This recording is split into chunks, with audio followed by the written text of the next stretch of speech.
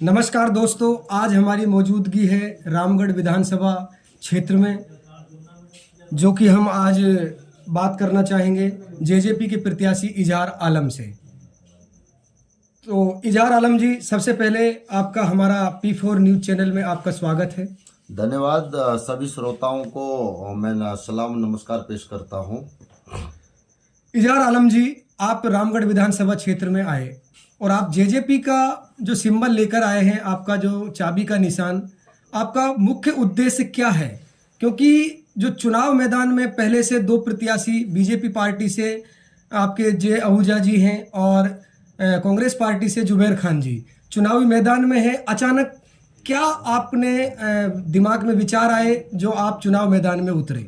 देखो, विचार अचानक नहीं आता, कोई भी विचार अचानक नहीं आता, लेकिन जो दोनों पार्टियां जो हैं बीजेपी और कांग्रेस, इनका जो लंबा शासन चला, यहाँ पर भ्रष्टाचार को देखते हुए, एजुकेशन की कमी को देखते हुए, ट्रांसपोर्ट की कमी को देखते हुए, तो एक विचार आया कि एक नई पीढ़ी को मौका दिया जाए और इनका जो पुराना जो सिस्टम चल रहा है उसको फेल किया जाए और एक नई उमंग के साथ, नई एनर्जी के साथ युवा पीढ़ी सामने आए।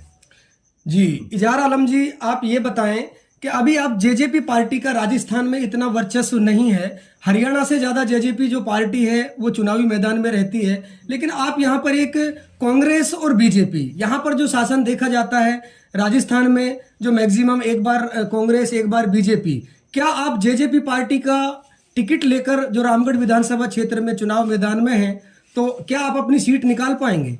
इंशाल्लाह मेरी पूरी कोशिश होगी। रामगढ़ विधानसभा की जनता मेरे साथ है, पूरा अच्छा समर्थन मिल रहा है।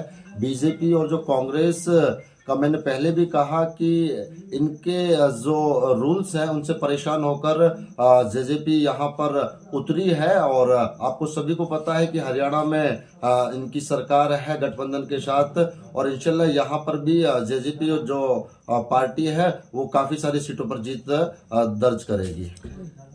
जी इजहार आलम जी, आप अगर चुनाव में अपनी सीट निकाल पाते हैं तो आपका जो, क्योंकि जेजेपी का इतना वर्चस्व नहीं है यहाँ पर, आप सरकार तो बना नहीं पाओगे, तो आप कौन सी पार्टी में जाना चाहेंगे या फिर अपनी पार्टी का ही झंडा या लहराएंगे राजस्थान में? देखो, अगर मैं जीतता हूं तो मैं किसी दूसरी पार्टी का दामन नहीं थामूंगा और जेजेपी पार्टी में रहकर ही मैं अच्छे से काम करूंगा। कोई जरूरी नहीं है कि सरकार में शामिल होकर ही काम किए जाते हैं।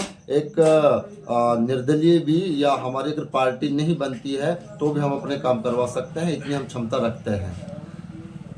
अगर आप रामगढ़ विधानसभा क्षेत्र से अगर चुनाव मैदान में हैं और अगर आप विजय घोषित होते हैं, तो सबसे पहले आपका जो मकसद होगा, युवाओं के लिए क्या कहना चाहेंगे, रामगढ़ की जनता से क्या कहना चाहेंगे, आपके किन किन विकास को लेकर आप काम करेंगे? आप सभी हमारे P4 के जो श्रोता हैं उनको बताएं।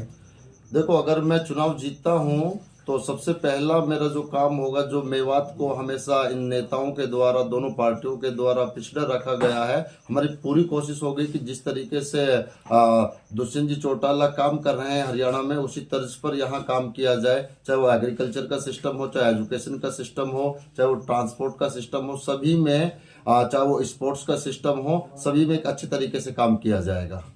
जी सर, बिल्कुल। आपकी जो रामगढ़ विधानसभा क्षेत्र में आप आए और आपको जनता से अपार जो समर्थन मिल रहा है, और आपका हमने देखा था कल बहुत बड़ी संख्या में, तादाद में जो रैलियों का आगमन आपके गांव के द्वारा और पूरी पंचायत के द्वारा जो आपको समर्थन मिला।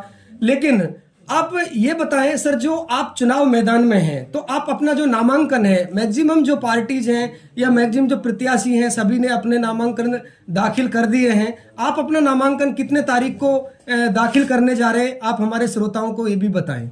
मैं 6 नवंबर को और 12 बजे अपना नामांकन दर्ज करूंगा और मुझे आशा है कि इसमें मुझे भारी समर्थन मिलेगा और सभी लोग मेरे नामांकन रैली में आएंगे, और इससे मेरी जो उम्मीद है और ज़्यादा मजबूत होगी। और 6 तारीख को मैं वापस से रिपीट कर रहा हूँ, 12 बजे मैं नामांकन दाखिल करने जा रहा हूँ। जी सर, सभी जो नेता होते हैं, सभी का उद्देश्य होता है पानी, बिजली, चिकित्सा, ये बहुत सारे वादे जो होते हैं, बहुत सारी सरकारें वादा करती हैं, हर नेता वादा करता है। इन वादों पर ही आप भी सिर्फ वादे को लेकर काम करेंगे या फिर आपके कुछ अन्य मुद्दों को लेकर आप रामगढ़ की जनता के लिए कुछ अलग से करना चाहेंगे? देखो, प्रत्येक सरकार कह जाती है कि हम भाई विकास करेंगे, एजुकेशन पर काम करेंगे, लेकिन वो दिखाई कहीं नहीं देता। हम रामगढ़ को ही देख लेते हैं। जो प्रेजेंट में हमारे यहाँ पर कांग्रेस सरकार थी और कांग्रेस सरकार के ही यहाँ पर विधायक थे, लेकिन हमें विकास कहीं देखने को नहीं मिलता। वो सिर्फ और सिर्फ कागजों तक दिखाई देता है। वादे करने से या फिर उनको पेपर में चढ़ाने से विकास नहीं होता। विकास होता है कि जो जनता को दिखाई दे, वो मेनली विकास होता है, जिस पर हम काम करेंगे। जी, बहुत बहुत शुक्रिया सर।